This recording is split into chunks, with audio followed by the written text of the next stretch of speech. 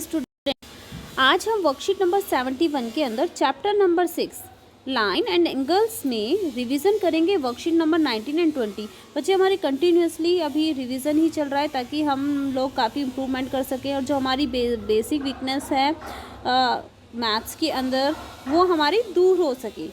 तो चलिए स्टार्ट करते हैं। देखिए यहाँ पर आपके क्वेश्चन नंबर 1, क्वेश्चन नंबर 2 आपके मल्टीपल चॉइस क्वेश्चन हैं। इनमें से आपके कोई एक ऑप्शन सही है तो आपको वो चूज़ करके ढूंढ के सॉल्व करके वो पता लगाना है कि कौन सा है। Question number 3, question number 4 and question number 5 आपके फिगर से रिलेटेड क्वेश्चंस हैं और इनमें से आपको कुछ इनसे रिलेटेड क्वेश्चंस पूछे गए हैं फिगर से रिलेटेड और आपको उनके आंसर्स देने हैं। और बस हमारे 5 ही क्वेश्चन हैं, दे आर वेरी सिंपल। तो बच्चे चलिए शुरू करने से पहले आपको बच्चे चैनल पे जहाँ पे सब्सक्राइब लिखा हुआ है रेड कलर से आप, ठीक है, इस तरीके से आप उस पे क्लिक करना ना भूलें। इस पे क्लिक किए और साथ में बेल आइकन बना हुआ है, आप उस पे जो फर्स्ट वाला है आप उस पे क्लिक कीजिए। इससे मेरे सारे नोटिफिकेशंस आपको मिल जाएंगे और आप सब्सक्राइब कीजिए चैनल को ताकि आप मेरी सारी वीडियो को देख सकें और आप मैथ्स में आपको काफ़ी हेल्प मिल जाए। चलिए स्टार्ट करते हैं। Question number 1, angle complementary to 68 डिग्री। What is complementary? सबसे पहले तो कॉम्प्लीमेंट्री ही पता होना चाहिए। अगर कॉम्प्लीमेंट्री है तो this question is very easy. तो कॉम्प्लीमेंट्री एंगल मीन्स क्या होता है? अगर आपके पास दो एंगल हैं, आपके पास एक एंगल 50 डिग्री का है तो दूसरा एंगल क्या होना चाहिए ताकि दोनों का एडिशन हमारा 90 हो जाए? तो बच्चे हो जाएगा 40। इसका मतलब क्या हुआ? जो हमारा 50 है, 50 का कॉम्प्लीमेंट्री हुआ 40 एंड 40 का कॉम्प्लीमेंट्री हुआ 50। ये दोनों एक दूसरे के कॉम्प्लीमेंट्री कहलाएंगे। कॉम्प्लीमेंट्री कब कहलाते हैं? जब दोनों का सम 90 हो और जिसको एक एंगल पूरा करता है वही उसका कॉम्प्लीमेंट्री हो जाता है। तो देखिए यहाँ पर 68 का कॉम्प्लीमेंट्री पूछा है। आप बता सकते हैं कि 68 में अगर हम ऐसा क्या ऐड करें कि हमें 90 मिल जाए। तो 68 में हम अगर 22 ऐड कर देंगे तो हमें 90 डिग्री मिल जाएगा। तो इट्स ऑप्शन इज़ बी, यानी कि 22 degree is the right option. Now question number 2, ना two angles are called supplementary angles if their sum is. अब सप्लीमेंट्री का मतलब क्या होगा बच्चे? सप्लीमेंट्री क्या होता है? अगर आपने दो कॉम्प्लीमेंट्री एंगल ले ली है ना, दो मतलब इस तरीके से दो 90 डिग्री के एंगल हो गए आपके, अगर आपने इनको ऐड किया तो आपका मिला 180। बच्चे जब दो मिलके ना एंगल वो 180 मिल जाते हैं, दो अलग दो कॉम्प्लीमेंट्री एंगल का सम 90 हुआ, ये है ना।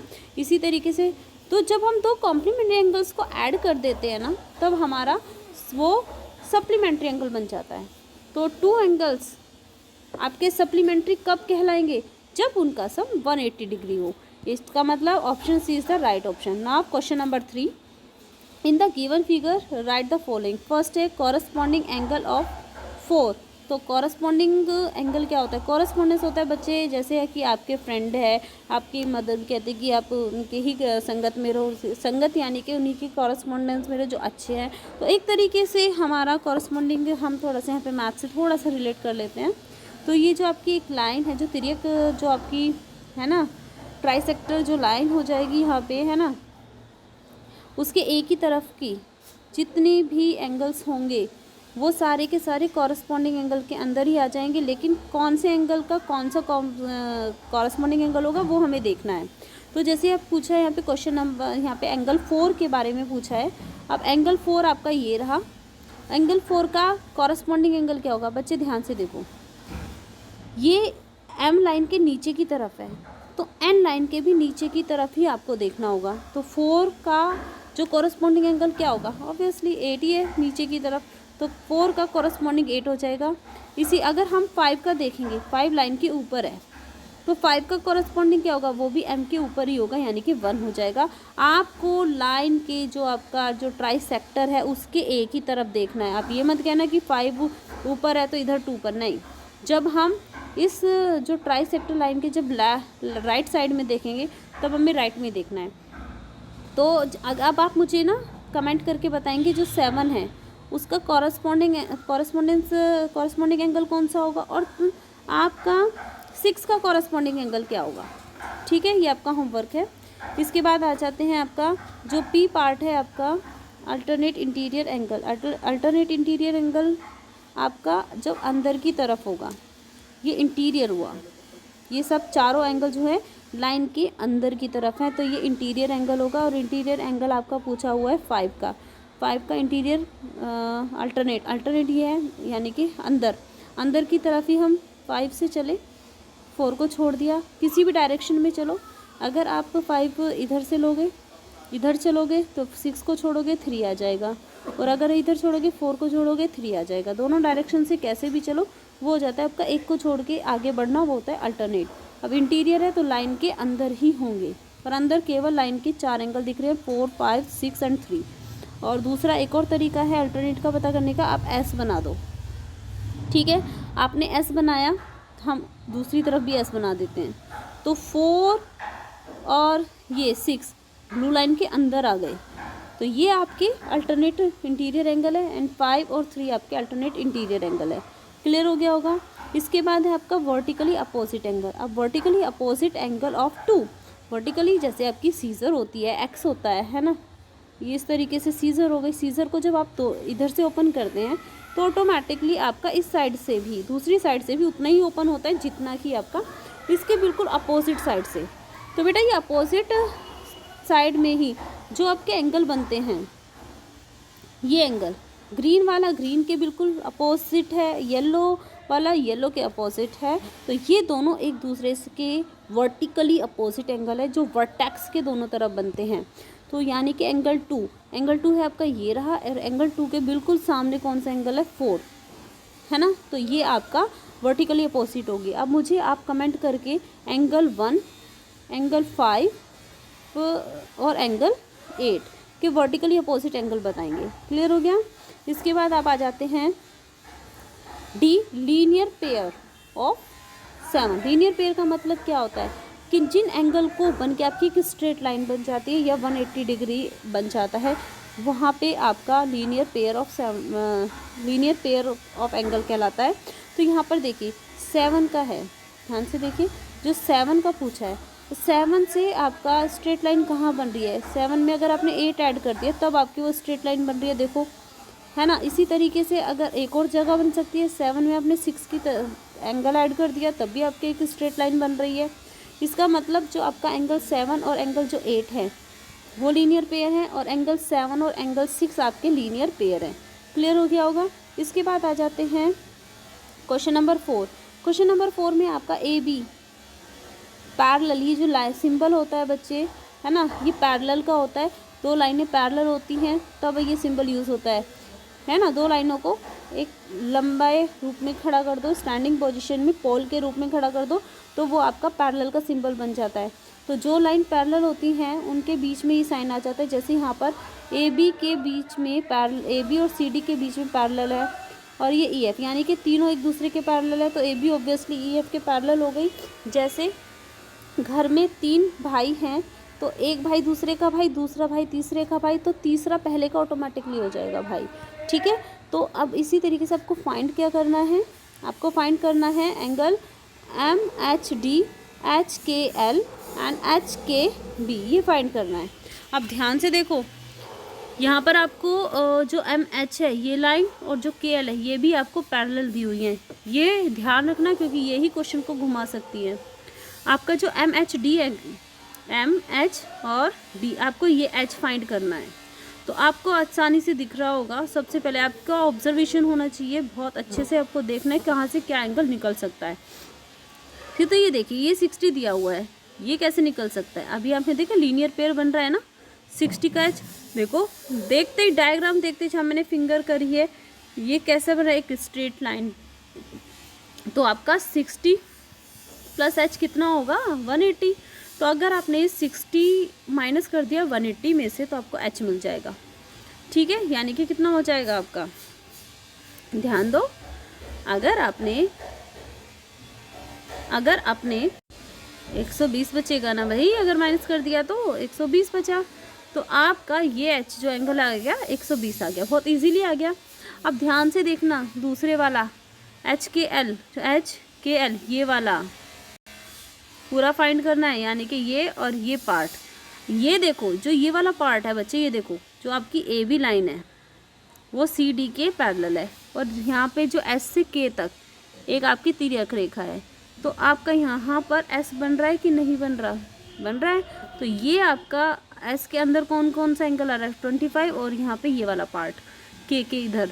तो ये आपका कितना पार्ट हो गया? ये आपका हो गया 25 मिल गया ये। तो अब आपको ये पार्ट निकालना है, और ये पार्ट बच्चे किसके बराबर होगा? अगर ये लाइन हमारी जैसे यहाँ है, हम ऐसे कर दें, ठीक है, तो आपका ये 60 प्लस ये वाला जो एंगल दिख रहा है आपको, है ना, 60 और प्लस आपका ये CH एंगल, ये वाला पार्ट, तो ये इसके इक्वल होगा कि नहीं होगा? ठीक है। तो अब हम क्या कर सकते हैं? अब देखिए बच्चे, मैंने थोड़ा सा यहाँ पे ये दिखाया है आपको थोड़ा सा करके कि अगर आपका ये जो लाइन है आपकी, ये जो ए बी है ये ऐसे बढ़ा हुआ है, जब आपका एम एच जो है वो के एल के पैरेलल है, तो हम इसको ऐसे आगे बढ़ा सकते हैं। यहाँ पर देखिए ये सीजर का काम कर रहा है, और यहाँ पर सीजर का काम ये कर रहा है। तो जो एच है बच्चे, वो एच आप देखिए जो दो लाइनें हैं, है ना, ये जो दो लाइनें हैं वो नीचे की तरफ, इधर भी नीचे की तरफ, यानी कि आपका कॉरस्पॉन्डिंग एंगल होगा, ये आपस में इक्वल होगा। अगर हमारा एच आ जाए तो ये ऊपर की तरफ इक्वल हो जाएगा, यानी कि के आ जाएगा। क्लियर हो गया होगा? तो ये जो के वाला पार्ट है वो आपका एंगल एच के इक्वल होगा। पर एंगल एच कैसे आएगा? ये आपका पूरा का पूरा कितना है? 180। 180 में से जब आप 60 माइनस कर देंगे तो आपका 120 आएगा, और ये आ गया आपका यहाँ के जो एंगल आ गया। अगर ये 120 है तो इसका अपोजिट भी 120 होगा, ये वाला पार्ट। तो ये आपका इतना पार्ट ध्यान से देख लो, है ना। तो ये भी आपका 120 हो जाएगा, और 120 में आपका ये 25 ऑलरेडी है तो आ जाएगा 145। क्लियर हो गया? इसी तरीके से आप इसका ये जो एच बी के पार्ट है वो आप खुद करेंगे, एच के और बी, यानी कि ये वाला पार्ट, नीचे की तरफ वाला पार्ट। बच्चे अब मुझे बताने की ज़रूरत ही नहीं है, इसी से आ गया था। ठीक है, अब आप इसको खुद कीजिएगा। अब चलते हैं क्वेश्चन नंबर 5 पे। बच्चों क्वेश्चन नंबर 5 में भी आपको इसी तरीके से ये लाइनें पैरेलल दी हैं, और आपकी ये लाइन और ये लाइन, यानी कि डी क्यू और ई एफ पैरेलल है, C D and A B आपको पैरेलल दी हुई है। तो आपको फाइंड क्या करना है? आपको फाइंड करना है आपका पी डी क्यू। ठीक है, पी डी क्यू, आपको ये एंगल फाइंड करना है। अब ये एंगल कैसे फाइंड करेंगे बच्चे? ध्यान से देखो, ये जो डी क्यू है और आपका जो ई एफ है ये भी तो पैरेलल है। अब ये अगर ये पैरेलल है तो इनको एक तीसरी रेखा ये कट कर रही है, पी ई। अगर ये पी ई कट कर रही है, ठीक है, तो अब यहाँ पर देखिए, तो ये आपका नीचे की तरफ जो आपका ये नीचे 78, थोड़ी सी थिकनेस बढ़ा लेते हैं।